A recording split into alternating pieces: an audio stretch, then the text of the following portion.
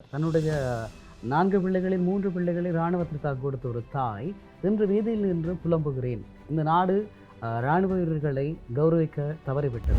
ஏதோ இந்த அரசாங்கம் இதை கண்டுபிடிக்கின்ற அல்லது ஒரு சரியான பாதையில் செல்கின்றது என்கின்ற ஒரு பிம்பத்தை கட்டி அமைக்கின்ற ஒரு முயற்சி ஒன்று நடக்கின்றது. முள்ளிவாய்க்காலில் எங்களுடைய தாய்மாரனுடைய கண்ணீர்கள் இருந்தபோது அதனை இன்றைய சிங்கள இளைஞர்கள் ரியாக்ட் பண்ணி, அதாவது சிரித்து வெளிப்படுத்தி இருந்த ஒரு வன்மமான தன்மை வெளிப்படுத்தியிருந்தார். இரவுல சாதாரணமாகவே எரிபொருளுடைய விலை அதிகரிக்கிறத காணக்கூடிய மாதிரி இருக்கிறது. ஆனால் அதற்கான மக்கள் எதிர்ப்பலைகள் அந்த அளவுக்கு வருதான்னு கேட்டிங்கன்னா இல்லை. ஏவிபியினுடைய ஆட்சி என்பது ராஜபக்ச தரப்புகளின் மீது இருந்திருக்கக்கூடிய கோபத்தின் விளைவாகத்தான் உருவாகும். இலங்கையில் எப்படியான ஒரு காலம் இருந்தது என்று சொன்னால், தமிழ் இளைஞர்கள், தமிழ் பேசுகின்றவர்கள், தமிழர்களுடைய ஊடக தரப்பினர் இவர்கள் கொல்லப்பட்டது, சித்திரவதை செய்யப்பட்ட சம்பவங்கள் நிகழ்ந்தேறிய இந்த நாட்டில் இன்று அந்த சம்பவங்களை அரங்கேற்றியவர்கள் சித்திரவதை செய்யப்படுவதாக முதலை கண்ணீர் வடித்துக் கொண்டிருக்கிறார்கள். ஸ்ரீ காளிமாதா ஜோதிடம் உலக புகழ்பெற்ற ஜோதிடர் பண்டித் மகாராஜா. காதல், கல்யாணம், உத்தியோகம், வியாபாரம், கல்வி, குழந்தை பாக்கியம் மற்றும் மந்திர சூனிய பிரச்சனைகளுக்கு நிரந்தர தீர்வு. வணக்கம். த ஒப்பீனியன். எந்த சமரசம் இல்லாத 360 பாகையில் ஒரு நோக்கு. சுரேஷ் சாலையினுடைய கைது மிகப்பெரிய அளவிலான பரபரப்பை தென்னிலங்கை சூழலில் ஏற்படுத்தியிருந்தது. அதற்கு பிறகு தொடர்ந்தும் சுரேஷ் சாலையினுடைய மனநலம் சார்ந்த விடயங்கள் முன்வைக்கப்பட்டிருந்தன. அவர் தன்னைத்தானே மாய்த்து கொள்வதற்கான வாய்ப்புகள் இருக்கின்றது என்கின்ற பொருள்பட பேசப்பட்டிருந்தது. அதற்கு பிறகான சூழலில் அவர் சிறையில் ஒரு உணவு தவிர்ப்பு போராட்டம் ஒன்றை முன்னெடுக்கிறார். அதற்கு பிறகு அவருடைய உடல்நல குறைபாடு காரணமாக பிறகு அவசர சிகிச்சை பிரிவில் நியமிக்கப்படுறார். அதற்கு பிறகு தொடர்ந்து அவர் சார்ந்த போராட்டங்கள் முன்னெடுக்கப்பட்டதை காணக்கூடிய மாதிரி இருந்தது. அவருடைய தாயார் அந்த போராட்டத்தில் பேசுகின்ற பொழுது மிக பெரிய அளவிலான வார்த்தைகளை அதில் பேசுவதை காணக்கூடிய மாதிரி இருந்தது. குறிப்பாக இனிமேல் இந்த இளைஞர்கள் இராணுவத்தில் சேரக்கூடாது என்கின்ற பொருள்பட அவர் பேசியிருந்தார். தொடர்ந்துமே அது தொடர்பாகத்தான் விவாதிக்க இருக்கின்றோம். உங்களோட ஊடகவியலாளர் பிரியங்கர் இணைந்திருக்கிறார். வணக்கம் பிரியங்கர். வணக்கம் ஜெகன். தொடர்ந்தும் இந்த விடயங்கள் தொடர்பாக பேசுகின்ற பொழுது உண்மையிலேயே இது சுரேஷ் சாலையினுடைய கைது பெரிய அளவில் பேசப்பட்டதுக்கான காரணம் என்னென்னு பார்த்தீங்கன்னா, பிரதான சூத்திரதாரிகளுடைய கைதோடு இது சம்பந்தப்பட்டிருக்கின்றது என்றால், ஏற்கனவே அசாத் மௌலானா அவர்களுடைய வாக்குமூலத்திலிருந்து பார்க்கின்ற பொழுது சுரேஷ் சாலை மிகப்பெரிய ஒரு பங்குதாரராக இதில் இருக்கின்றார் என்கின்ற அளவில் பேசப்படுகிறது. அடுத்த கட்டம் பிரதான சூத்திரதாரிகள் கைது செய்யப்படுவார்கள் என்று அரசு தரப்பிலிருந்து பேசப்பட்டிருந்தது. ஆனால் அதற்குரிய அடுத்த கட்ட நடவடிக்கைகள் என்ன நடந்தது என்கின்ற ஒரு கேள்வி ஒன்று எழுகின்றது. அதற்கு பிறகு இந்த சுரேஷ் சாலை கைது செய்யப்பட்ட பிறகும் கூட மருத்துவ ரீதியான பிரச்சனைகள் முன்வைக்கப்படுகின்றது. இலங்கையினுடைய வரலாற்றில் தொடர்ந்துமே இவர்கள் கைது செய்யப்படுவதும் பிறகு மருத்துவ அறிக்கைகள் முன்வைக்கப்படுவதுமாக அதற்கு பிறகு பிணை வழங்கப்படுவதுமான ஒரு சூழல் ஒன்று இருக்கின்றது. இந்த விடயம் தொடர்பாக நீங்கள் என்ன நினைக்கின்றீர்கள்? குறிப்பாக இலங்கை போன்ற நாடுகளை பொறுத்த வரைக்கும் இப்படியான கைதுகள் என்பது மிக பிரதானமாக மிகப்பெரிய அளவில் பேசப்படுவதற்கான முக்கியமான காரணம். நீங்கள் குறிப்பிட்டது போல சுரேஷ் சாலை ஏனைய குற்றவாளிகளோடு மிகப்பெரிய அளவில் தொடர்படுகிறார். உண்மையில் சுரேஷ் சாலை இராணுவ புலனாய்வு பிரிவினுடைய ஒரு முன்னாள் பணிப்பாளர். அதே நேரம் நாட்டில் செல்வாக்கு மிகுந்த ஒருவராக, பாதுகாப்பு தரப்பிலே அது உச்ச அந்தஸ்தில் இருந்திருக்கக்கூடிய ஒருவராக காணப்படுகிறார். இவர் மீது கை வைக்க முடியுமா என்கின்ற ஒரு கேள்வி பலராலும் இருந்தது. அசாத் மௌலானா அவருடைய வாக்குமூலம் இருந்தது. ஆனாலும் இவரை கைது செய்ய முடியுமா என்ற ஒரு கேள்வி இருந்தது. அதையும் தாண்டி அவர் கைது செய்யப்பட்டிருக்கிறார்.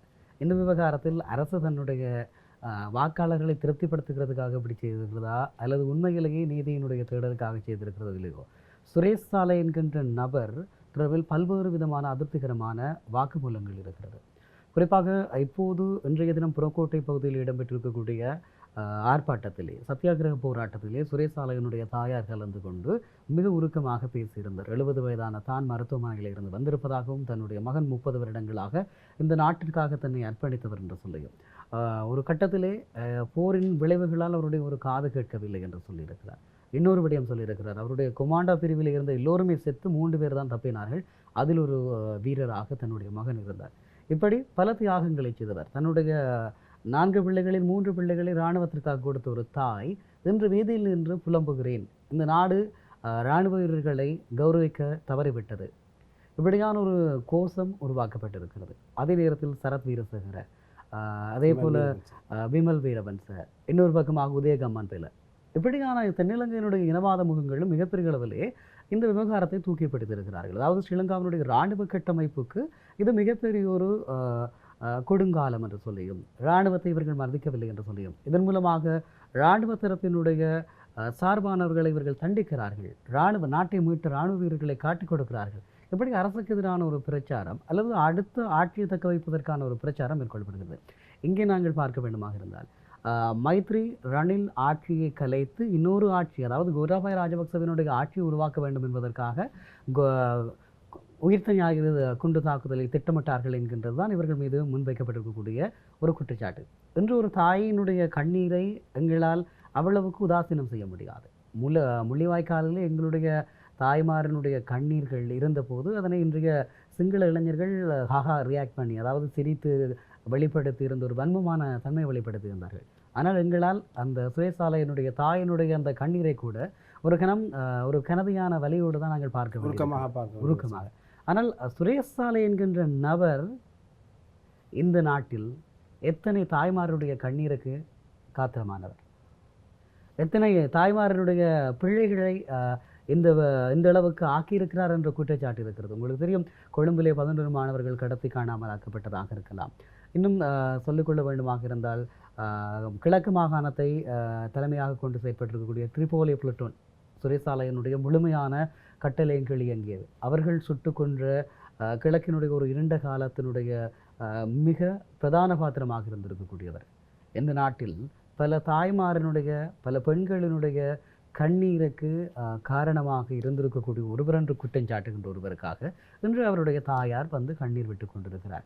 ஆகவே இங்கு காலம், கர்மா இவை மிக கனகச்சிதமாக வேலை செய்திருக்கிறது என்று சொல்லலாம். உண்மையிலே இந்த விடயங்கள் தொடர்பாக பார்க்கின்ற பொழுது இந்த அரசாங்கமும் இதற்கான நடவடிக்கையை எடுக்குமா என்கின்ற ஒரு கேள்வி ஒன்று இருக்கிறது. ஏனென்றால் சுரேஷ் சாலை அவர்கள் கைது செய்யப்பட்ட பிறகு அவர் மீதான ஒரு பிம்பம் ஒன்று உருவாக்கப்படுது என்று பார்த்தீங்கன்னா அவர் சித்திரவதைகளுக்கு ஆளாக்கப்பட்டிருந்தார் என்ற விடயம் பெரிய அளவில் பேசப்படுகின்றது.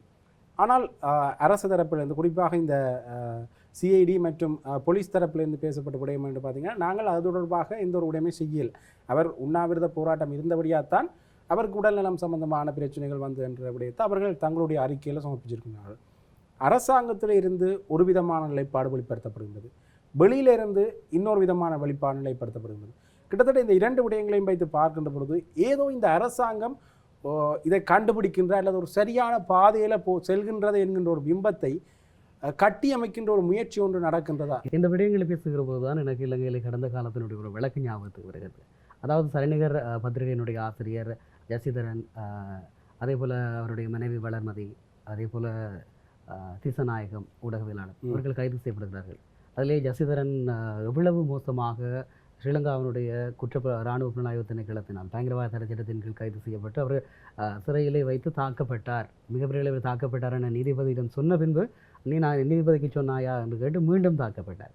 அதே போல் சட்ட மருத்துவ அதிகாரிகளுடைய அறிக்கைகளை இந்த இராணுவ குற்றப்புலனாய்வு பிரிவு மறைத்து வேறு ஒரு அறிக்கையை செய்து இப்படிக்கெல்லாம் நிறைய விடயங்களை செய்திருக்கிறது. இன்று அந்த பிரிவினுடைய ஒரு தலைமை அதிகாரி துன்புறுத்தப்படுகிறார் என்று சொல்லி இன்று முறையிடுகிறார்கள்.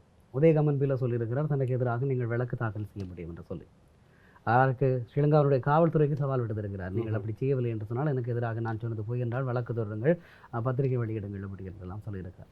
ஆகவே இலங்கையில் எப்படியான ஒரு காலம் இருந்தது என்று சொன்னால் தமிழ் இளைஞர்கள், தமிழ் பேசுகின்றவர்கள், தமிழர்களுடைய ஊடக தரப்பினர் இவர்கள் கொல்லப்பட்டது, சித்திரவதை செய்யப்பட்ட சம்பவங்கள் நிகழ்ந்தேறிய இந்த நாட்டில் இன்று அந்த சம்பவங்களை அரங்கேற்றியவர்கள் சித்திரவதை செய்யப்படுவதாக முதலை கண்ணீர் வடித்து கொண்டிருக்கிறார்கள். ஒரு விடயம் மிக தெளிவாக நாங்கள் பார்க்க வேண்டியிருக்கிறது. சித்திரவதை என்று வருகிற போது தான் நான் அந்த விடயத்தையும் தொட வேண்டும். ஏனென்று சொன்னால் எங்களுக்குள் அதை பேசுவதற்கு யாரும் இருக்கவில்லை. பேண்ட்சைட் வதை முகாம்கள் திருகோணமலையினுடைய கடற்படை தலைமையகத்திலே அந்த 3 பிரிவுகளாக பேண்ட்சைட் வதை முகாம் இருந்தது. தொடர்பாக சர்வதேச உண்மைக்கும் நீதிக்குமான ICJP என்று சொல்லக்கூடிய அந்த அறிக்கையிலே மிக தெளிவாக ஆதாரபூர்வமாக சொல்லியிருந்தார்கள், தமிழ் இளைஞர்கள் எப்படியெல்லாம் சித்திரவதை செய்யப்பட்டார்கள் என்று சொல்லி, இவ்வளவு மிக மோசமான மனித உரிமை முறைகள் இடம்பெற்றது என்று சொல்லி, அவர்கள் எப்படி தடுத்து வைக்கப்பட்டார்கள், அவர்களுக்கு எதிராக என்னென்ன கிழமைகளில் என்னென்ன நடந்தது, அவர்கள் எப்படியான சித்திரவதைகளை அனுபவித்தார்கள், இதையெல்லாம் ஆதாரபூர்வமாக சொன்ன போது ஸ்ரீலங்காவினுடைய அரசு என்ன செய்தது என்று சொன்னால் அந்த வதை முகாமுக்கு பொறுப்பாக இருந்திருக்கக்கூடிய வசந்த கர்நாகுடவுக்கு பதவி உயர்வு வழங்கியது. ஆகவே தமிழர்களுக்கு எதிராக நிகழ்த்தப்படுகின்ற அநீதிகளுக்கு சித்திரவதைகளுக்கு தூக்கி கொண்டாடியவர்கள் இன்று அந்த அதிகார தரப்பில் இருக்கக்கூடியவர்களை சித்திரவதை செய்வதாக சொல்லுகிறார்கள். அன்று தமிழர்களுக்கு நிகழ்ந்த போது இல்லை, அப்படி ஒன்றும் நடக்கவில்லை, அப்படி ஒன்றும் செய்யவில்லை, நாங்கள் ஜனநாயக ஆட்சியை மேற்கொள்கிறோம், நாங்கள் இப்படியான எதுவுமே செய்யவில்லை என்றவர்கள் இன்று அதே காலப்பகுதியில் அமைச்சர்களாக இருந்தவர்கள், அரசனுடைய பிரதான பேசும் முகங்களாக இருந்தவர்கள் இன்று புலனாய்வு பிரிவினர் சித்திரவதை செய்கிறார்கள் என்கிறார்கள். அன்று தமிழர்களுக்கு இல்லை, சாத்தியம் இல்லைன்னு சொல்ல வருகிறது. அப்படியா? நிச்சயமாக அப்படியாக இறுக்கமாக இருந்தால் நீதிமன்ற கட்டளையை பெற்று இவர் ஒரு சட்டத்தரணியை உதயகமன்பில் ஒரு சட்டத்திரணி, ஆகவே நீதிமன்ற கட்டளையினூடாக ஒரு சட்ட வைத்திய அதிகாரியிடம் சென்று சுரேஷ் சாலையை பரிசோதித்து இவருக்கு குற்றப்புலனாய்வு பிரிவினர் தாக்கி இருக்கிறார்களா என்பது தொடர்பாக மருத்துவ அறிக்கைகளை பெற்றுக்கொள்ளலாம் இல்லையா? வெறுமனே வாய் வார்த்தைகளினூடாக சவால்களை விடுவதில் என்ன இருக்கிறது என்ற ஒரு கேள்வி இருக்கிறது. எப்படி பார்த்தாலும் உதயகமன்பிலும் விமல் வீரவன்சவும் சரத் வீரசேகரவும் அதே சிங்கள இனவாத கூடாரத்தினுடைய பிள்ளைகள். இந்த அரசு தரப்பும் அதே மட்டையில் ஊறிய குட்டைகளாக இருந்தவர்கள். உங்களுக்கு தெரியும், விமல் வீரவன்ச என்று சொல்லுகின்ற கடும்போக்கு சிங்கள இனவாதி ஜேவிபியினுடைய ஒரு முன்னாள் தோழர். முன்னே காலகட்டங்களில் ஜேவிபியோடு இயங்கி பிறகு பிரிஞ்சு வருகிறது. தெரிந்தது. இந்த விடயங்கள் தொடர்பாக பார்க்கின்ற பொழுது உண்மையிலேயே இந்த சித்திரவதை இடம்பெற்றிருக்குமா இல்லையா என்பது ஒரு வகையில் இருக்குது. இன்னொரு வகையில் இவர்கள் ஒருவரை ஒருவர் காப்பாற்றிக் கொள்கின்ற ஒரு நிலைப்பாட்டில் தொழிற்படுற ஒரு நிகழ்ச்சிகளை காணக்கூடிய மாதிரி இருக்கிறது. குறிப்பாக இந்த ராஜபக்ச குழாமினரை காப்பாற்ற ஒரு நிலைப்பாட்டில் இவர்களும் இவர்கள் மட்டுமில்லை, முன்னைய காலகட்டங்களில் கூட ரணில் விக்ரம்சிங்கனுடைய ஆட்சியிலையும் கூட, அது மட்டும் இல்லாமல் மைத்ரிபால சிறிசேன அவர்களுடைய ஆட்சியிலையும் கூட ஒருவரை ஒருவர் காப்பாற்றி கொண்டு பயணிக்கின்ற ஒரு ஆட்சி முறை இப்பொழுது ஆட்சி முறை இது புதியதில்லை என்றதை சொல்லுவார். முன்னைய காலகட்டங்களில் இருந்து இந்த ஒரு நிலைப்பாட்டில் தான் இருக்கின்றது. ஆனால் இவர்கள் இந்த கைதுகளை வச்சு அதையும் மறைக்க வேண்டும் என்கின்ற ஒரு சூழ்நிலையில் செயல்படுகின்றார்கள் என்ற முன்னேற்றார்கள் வெளிப்படையாகவே இருந்தார்கள். மைத்திரிபால சிறிசேன வெளிப்படையாகவே கட்சி தாவல் செய்கின்ற ஒரு சூழ்நிலையை காணக்கூடிய மாதிரி இருந்தது. அதை முதல் அவர்களுக்கு ஆதரவான நிலைப்பாட்டை காட்டிட்டு மீண்டும் ஒரு மாறுற ஒரு சூழ்நிலையை காணக்கூடிய மாதிரி இருந்தது. ரணில் விக்ரம்சிங்க அவர்கள் நேரடியாகவே தன்னுடைய இந்த ஆதரவு மனப்பான்மையை வெளிப்படுத்தியிருந்தார். ஆனால் இப்பொழுது இருக்கின்றவர்கள் இடதுசாரி கட்சி என்கின்ற ஒரு பேரினாலோ என்னவோ தெரியவில்லை, ஆனால் அவர்கள் ஏதோ ஒரு வகையில் இவர்களுக்கான ஒரு நிலைப்பாட்டை எடுப்பது போன்ற ஒரு சூழ்நிலை இருந்தாலும் அதை மறைப்பதற்காக இந்த கைதுகளை முன்வைக்கின்றார்களோ? உண்மையில் இந்த ஜேவிபியினுடைய ஆட்சி என்பது ராஜபக்ச தரப்புகளின் மீது இருந்திருக்கக்கூடிய கோபத்தின் விளைவாகத்தான் உருவானது. இவர்கள் மக்களுக்கு வாக்களித்திருந்தார்கள், நாங்கள் ஒரு மாற்றத்தை ஏற்படுத்துவோம், இந்த நாடு மிகப்பெரிய அளவில் மாற்றம் காணும், கடந்த கால ஆட்சியாளர்களைப் போல நாங்கள் இருக்க மாட்டோம், மிகப்பெரிய கோப்புக்கட்டுகளை வைத்திருந்தவர்கள் இல்லை அவர்கள். இந்த கோப்பு கட்டுகளுக்குள்ளே இருக்கக்கூடிய தாழ்கள் எங்கே போனது என்று இப்போது தெரியாது. ஆக இவர்கள் என்று இருதலை கொள்ளி எறும்புகளாக இருக்கிறார்கள். ஒன்று ஸ்ரீலங்காவினுடைய பாரம்பரியமான அரசியல் கட்டமைப்பு, நீங்கள் குறிப்பிட்ட உதாரணங்கள் போல முன்னைய ஆட்சியாளர்களை காப்பாற்ற வேண்டும், சில வேளை அவர்கள் ஆட்சிக்கு வருகிற போது தாங்கள் பழிவாங்கப்படக்கூடாது என்பது ஒரு விடயம். அதே நேரத்தில் இந்த மாற்றத்தை நம்பி வாக்களித்த மக்களையும் திருப்திப்படுத்திக் கொள்ள வேண்டும். ஆகவே இருதலை கொள்ளி எறும்புகள் போல இந்த அரசு அங்கும் செயற்பட வேண்டும், இங்கும் செயற்பட வேண்டும். ஆகவே பெரிய தலைகளை கை வைக்க முடியாது. ராஜபக்ச தரப்புகள் கைது செய்யப்படலாம் என்று சொல்லிக் கொடுக்கிறார்கள், கைது செய்யப்படவில்லை. அதற்காக தான் பிள்ளையான் சுரேஷ் சாலை போன்ற எலிகள், பரிசோதனை எலிகள் கைது செய்யப்பட்டு சிறையில் அடைக்கப்படுகிறார்கள். உண்மையில் சுரேஷ் சாலை தொடர்பாக பல்வேறு விதமான அசாத் மௌலானாவினுடைய மிக மோசமான அந்த வாக்குமூலங்கள் இருக்கிறது. இதற்கு முன்பதாக இடம்பெற்றிருக்கக்கூடிய யுத்த உரிமை மீறல்கள் இருக்கிறது. ஆகவே அவருக்கு ஒரு கைது இடம்பெறுகிற போது அவர் சார்பாக எழுகின்ற குரல் என்பது சிங்கள சமூகத்தில் இருந்து பெருசாக வராது.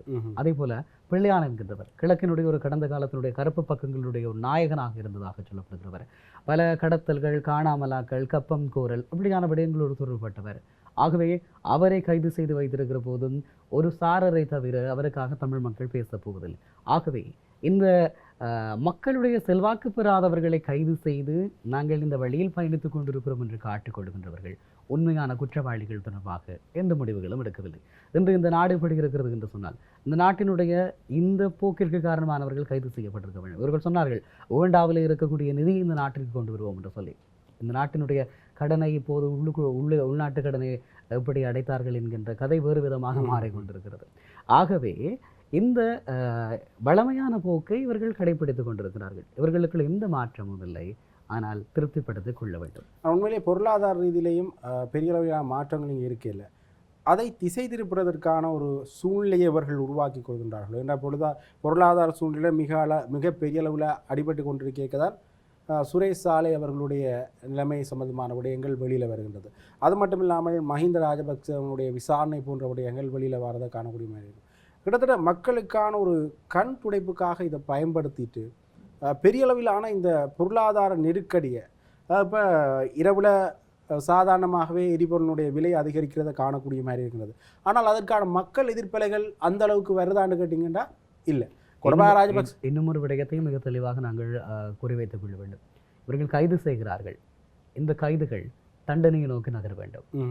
உண்மையிலேயே எந்த ஒரு கைதும் தண்டனை நோக்கி நகர்ந்ததாக நாங்கள் இதுவரை காணவில்லை. பிள்ளையான் ஓராண்டுகளுக்கு அதிகமாக கடந்த வருடம் மார்ச் மாதம் 8ஆம் தேதி அந்த காலப்பகுதியில் அவர் கைது செய்யப்படுகிறார். மார்ச் மாதம் 11ஆம் தேதி அளவில் இன்று வரை விசாரணைக்காக வைக்கப்பட்டிருக்கிறார். தாக்குதல் தொடர்பாக கேள்வி எழுப்பியிருந்தார்கள் என்று கூறியிருந்தார்கள் பிள்ளையான்கிட்ட. ஆனால் உதயகமன் பிள்ளை அவர்கள் முற்றாக நிராகரிக்கின்றார். எந்த ஒரு விசாரணைகளும் உயிர்த்த நேர தாக்குதல் தொடர்பாக பிள்ளையானிடமிருந்து எழவில்லை, அவரும் ஒரு விஷயத்தையும் சொல்லலை என்று சொல்கின்றார்கள். அப்போ இவர்களுடைய கைதுகளுடைய முன்னேற்றம் எப்படி இருக்கின்றது? ஏன்னா இவர் வேறொரு வழக்கில் கைது செய்யப்படுகின்றார், அதே நிலைமையில தான் வைத்துக் கொண்டிருக்கின்றார்களா என்கின்ற ஒரு கேள்வி. நாட்டினுடைய சட்டமா அதிபர் ஒரு விடயத்தை குறிப்பிடுகிறார், பொதுமக்கள் பாதுகாப்பு அமைச்சர் நாடாளுமன்றத்தில் இன்னொரு விடயத்தை குறிப்பிடுகிறார். இது வெறுமனே தங்களுக்கு வாக்களித்த மக்களை ஒரு கவர்ச்சிக்குள் வைத்திருக்கக்கூடிய காலப்பகுதியை இவர்கள் மிக கச்சிதமாக ஒரு நாடகம் ஆடிக்கொண்டிருக்கிறார்கள் என்று எடுத்துக்கொள்ளலாம். நான் சொன்னது போல இவர்கள் கைது செய்கிறார்கள் என்று சொன்னால், இவர்கள் பாரபட்சமற்று நீதியை பெற்றுக் கொடுக்க போகிறார்கள் என்று சொன்னால், இவர்களுடைய கைதுகள் தண்டனைகளை நோக்கி நகர வேண்டும். ரணில் விக்ரமசிங்கே கைது செய்யப்பட்டார், தண்டனை கிடைக்கப்பெற்றதா? அது மருத்துவ ரீதியான பிரச்சனை இருந்தது இல்லையா? அந்த மருத்துவ ரீதியான பிரச்சனைகள் எங்கே போனது என்ற ஒரு கேள்வி இவர்களே சொல்வார்கள். அவர்கள் குறிப்பிட்டு அந்த மருத்துவ காரணங்களை பார்த்தால் ரணில் விக்ரமசிங்கே இந்த ஒருவரிடம் கூட தாக்குப்பிடித்திருக்க முடியாது. இவர்களே சொல்வார்கள் அதை மீள் பரிசீலனை செய்யணும். பிறகு அது சம்பந்தமான விடயங்களும் கிடப்பில் போடப்பட்டு தான் இருக்கும் இல்லையா? தொடர்ந்துமே இந்த விடயங்களை இவர்கள் எதற்காக செய்கின்றார்கள் என்கின்ற ஒரு நிலைமை போய் மக்கள் இதற்குள்ளேயே பழக்கப்பட்டு விடுகின்றார்களோ என்கின்ற ஒரு கேள்வி என்றது. என்றால் விலையேற்றம் தொடர்பாக எந்த ஒரு இடத்திலையும் மிகப்பெரிய அளவிலான போராட்டங்கள் வெடித்ததை காணக்கூடிய மாதிரியே இல்லை.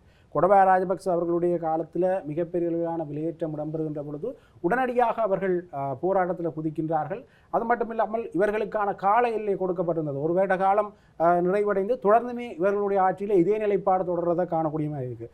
IMFனுடைய நிபந்தனைகளில் இந்த விலையேற்றங்கள் இருக்குதென்று குறிப்பிட்டிருந்தாலும் கூட இவர்கள் எப்படி சமாளிக்க போகின்றார்கள் என்கின்ற கேள்வி பெரிய அளவில். நிச்சயமாக ஜெகன், இந்த சமூக ஊடக காய்ச்சலால் பகிடிக்கப்பட்டிருக்கக்கூடிய இளையவர்களினுடைய கூட்டம் வாக்காளர்களாக தீர்மானிக்கின்ற சக்திகளாக அரசியல் கட்சிகளுடைய ஆதரவாளர்களாக இருக்கும் வரை இந்த நிலைமைகள் மாறப்போவதில்லை என்று சொல்லிக் கொள்ளலாம். கட்டாயம் உண்மையிலேயே இந்த விடயங்கள் மாற வேண்டும், மக்களும் தெளிவான ஒரு அரசியலுக்கு பழக்கப்பட வேண்டும் என்பதுதான் எங்களுடைய நோக்கமாக இருக்கணும். உங்களுடைய நேரத்தை பகிர்ந்து கொண்டமைக்கு நன்றி. நன்றி ஜெகன். தொடர்ந்தும் காத்திரமான இன்னொரு தலைப்போடு சந்திப்போம். நன்றி.